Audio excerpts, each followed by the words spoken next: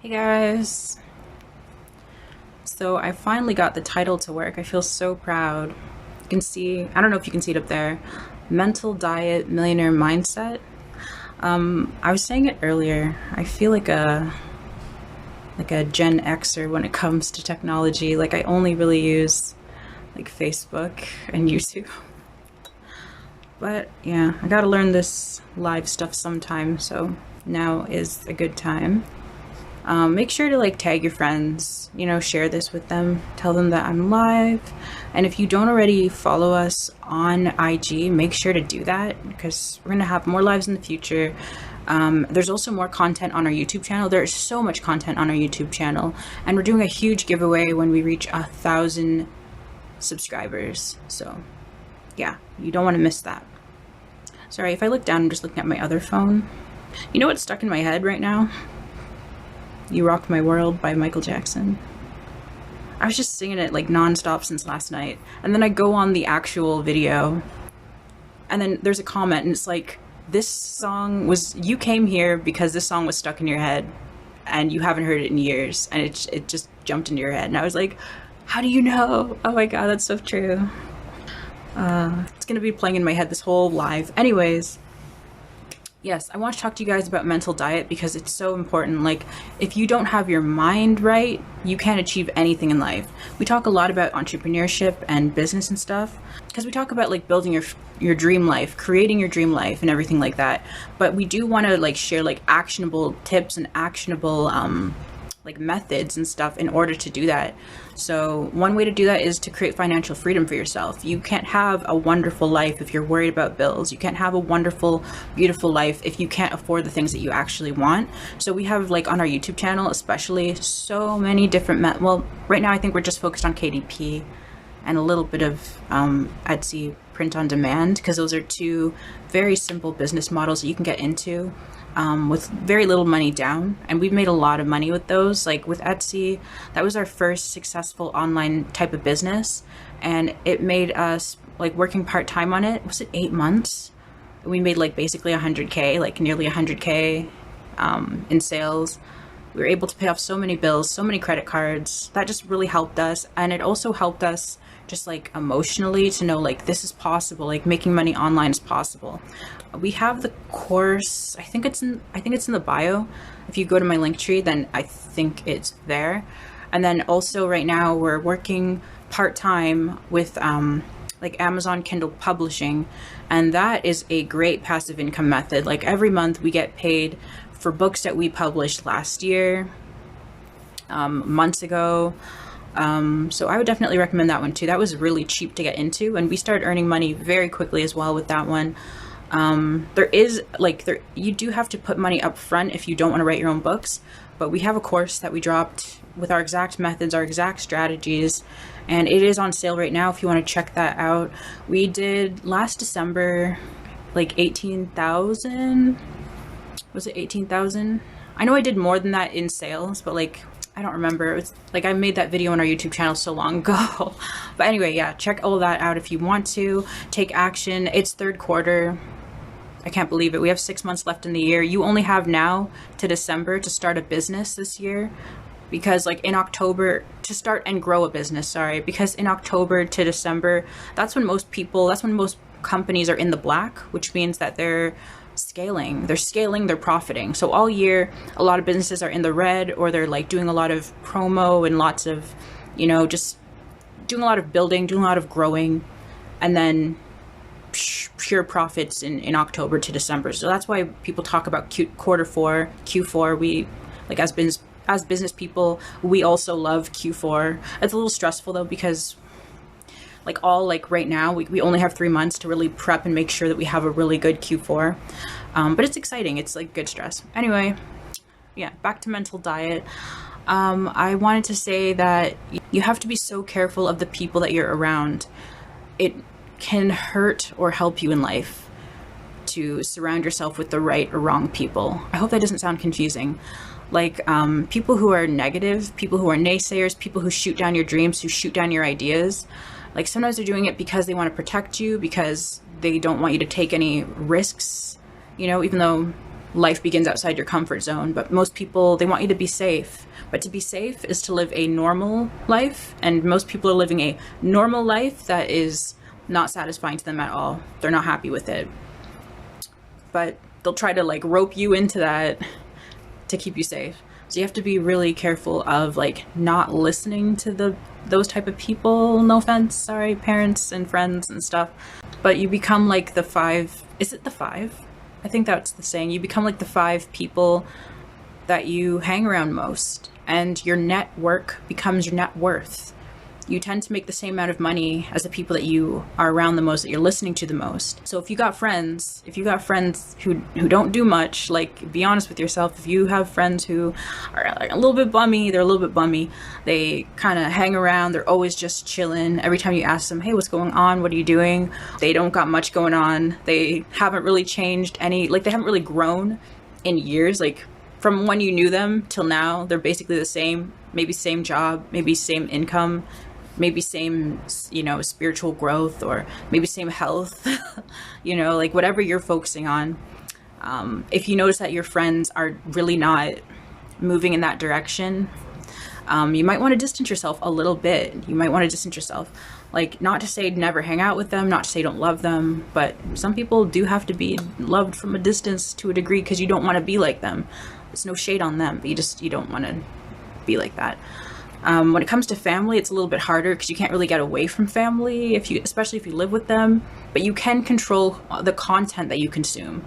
You do control the television that you watch. You do control the podcasts, the books that you read. All of this stuff could also hurt or help your mental diet.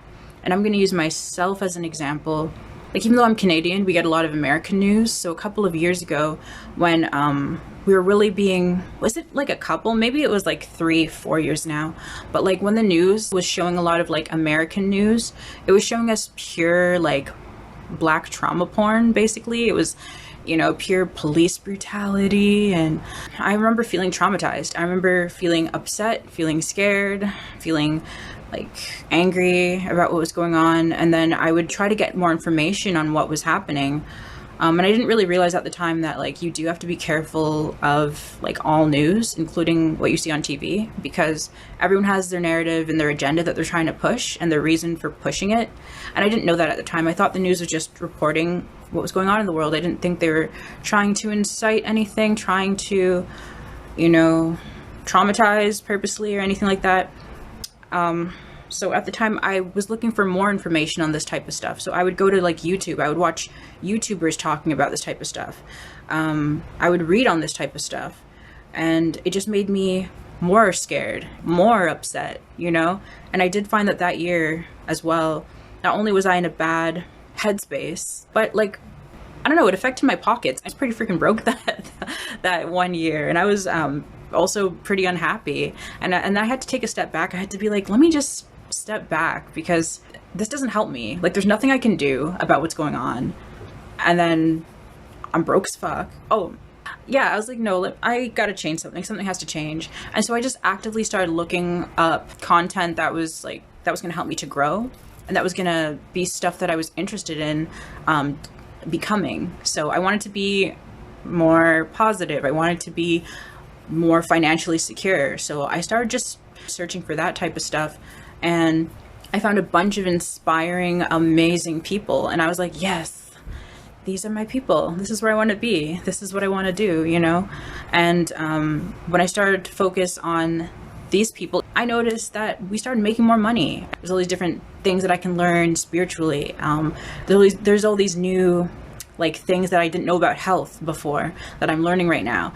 And so like, you become what you consume. I became healthier. I became more positive. I made more money. So like, you have to be careful, because there really is an agenda out there to keep people in a lower frequency, keep people broke. One of the things that I had to stop doing, and I especially stopped last year, but even before that, is I stopped consuming so much news. Like, the news is a huge contributor to our mental diet, and to like a bad mental diet. Like I'm speaking in generalities. Maybe some people can watch the news and they're like the happiest, most positive, most like amazing person. Good for you. But for a lot of people, like, the news is very fear-mongering. Like we saw it last year especially, and they're doing it this year too. Like this year's like cases are rising, cases are dropping, people are in the hospital, like, you know what I mean? Like, I hope I'm not even triggering people right now, because I'm low-key kind of triggered. But like I had to like stop listening to that, because I noticed that like that stuff made me anxious. It made me anxious. I noticed that the news had too much control over me emotionally. Like I would feel happy to hear that like the cases are down, then you're scared when the cases are up, and I'm just like, I'm not doing this. I'm covering my ears. But yeah, I had to like really cut out like listening to the news and letting the news like even subconsciously get into my head, because I'm not letting it affect me like that. And then also, like another common narrative that they like to push these days is like I live in Canada, like I said before, and they're talking about like the housing market and like millennials, and they keep, I don't know, every once in a while saying like, oh, the housing market, like it's so difficult to get into now. Oh, like the prices are just so high. Keep saying like millennials are giving up on their dream of home ownership. Like if you look that up and look up Canada on Google, like you'll see like a ton of articles, because that's all they've been saying here. And it's not a reality, but they're trying to get it into your mind. Like, hey, it's too hard to own a home, millennials. Like, just give up. Just don't own one. You know what I mean? I feel like it really is intentional. It's intentional. And it's not true. It's not true. I'm a millennial. T's a millennial, my business partner and sister. And we bought our house, paid down cash, you know, a few years back, like when we were young, like 20, you know, and I thoroughly believe that if you just make enough money, and there's so much money to be made online, I just told you guys of different ways you can make money online. If you do that, you can afford any house you want. I know that there's always a way, there's abundance in this world, and there are people who try to make people feel like, no, there's a lack. There's a lack and there's never enough, and some people have to suffer because that's just the way it is. And it's like, no, stay away from news. Stay away from negative news like that. It's not true. People are buying homes every day. People are selling homes every day, period. I'm sorry for my rant, but it's just like the news negatively affects people so much. I feel like it's so unhealthy to consume too much. Like I've seen what it does to people. Yeah, only listen to the people who bring you up. Only listen to the people who make you feel excited. Listen to people who inspire you. Yeah, I think that's basically it. Like mental diet is all about like focusing on what you want, because you're going to get more of it, and realizing that you become what you focus on. So obviously don't consume negative things. Like think about the podcasts that you listen to, think about the TV that you watch, the videos online that you listen to as you're working or whatever. Like make sure that that stuff is mostly positive, because that's what you're going to become. That's what you're taking in subconsciously, even if you don't realize it, which is a reason why like affirmations are so great. Like if you don't know what to listen to as you're like, I keep saying working, because like that's what we do that's what we do most of the time. So if you're working or you're bored or something, make sure that you're like in the background, you're playing podcasts that are interesting, that are teaching you something, or you're listening to like audiobooks or videos that are like those nice meditation videos with like affirmations going on. We have one on our channel, and I know that we need to make more because you guys like them. So we'll definitely make more. But like, yeah, you take in all this stuff subconsciously. You don't want to take in bad stuff. So don't play negative stuff in the background if you want to improve your mental diet. I think that's it for this video. I think you guys get the point. But yeah, that's just a pro tip for your mental diet. You become like the people that you surround yourself with, even if those people are online. It's all affecting you every single day. You're manifesting whether you realize it or not. So make sure that you manifest with intention, and having a good mental diet is going to help you to manifest with intention the things that you want, and help you bring into your life the things that you want.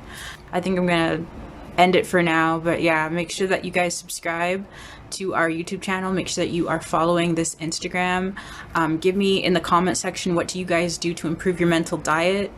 I'd love to hear it. I'm always trying to improve myself. And yeah, with that, I'm out for the day. Peace and love, and have a good weekend.